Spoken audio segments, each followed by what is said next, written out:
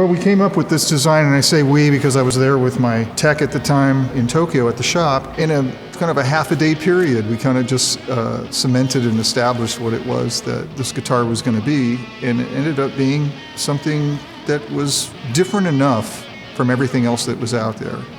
You know, it wasn't just a graphic, and it wasn't just a silly tweak here or there. You know, it was functional stuff. It was all based on function rather than cosmetics.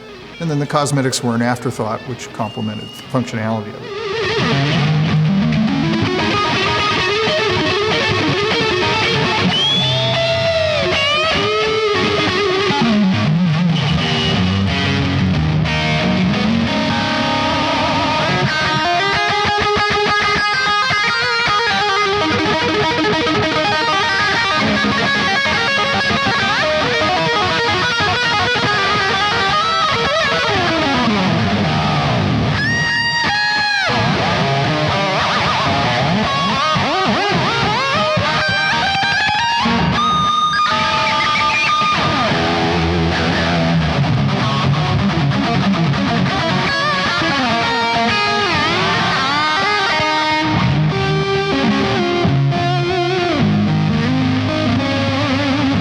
Originally, my ideal neck shape was I wanted something similar to the nylon string classical guitars that I grew up with and learned on. That's what I felt comfortable with. The reason I like that is because every note has its kind of own space around it. When the strings are further apart, there's more room to do stuff. There's more room for vibrato and string skipping and all kinds of things. I think I've evolved a little bit since then and over the decades. I don't necessarily have to play that wide of a neck. But it's a feature of my guitars that they have these wide and flat 16-inch radius necks that force you to play a certain way.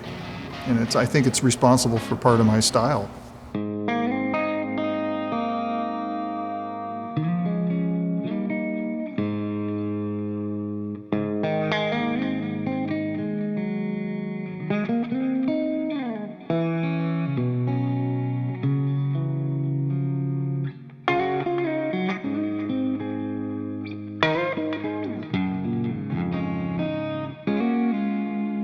I think it was just really a matter of being at the right place at the right time and the right time in history. You know, we were just coming out as a band, we were starting to achieve some pretty meaningful success, and we were really hungry, and I had a lot of pent-up ideas from all the years that I've spent, you know, practicing and developing my sound and tone searching and trying to figure out my rig and what I did and didn't like about my guitars.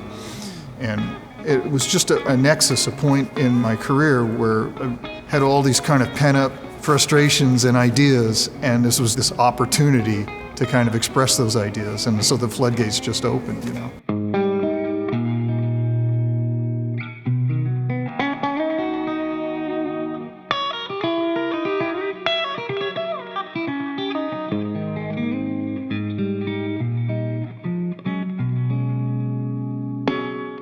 I think when you're winding your way through the trajectory of your career and your life in the rock and roll business, at least from what I found, you need some stationary points. You need some foundational things that you can sort of depend on that never change, because it's such a crazy world, you know, and the vagaries of the business, the ups and downs and so forth.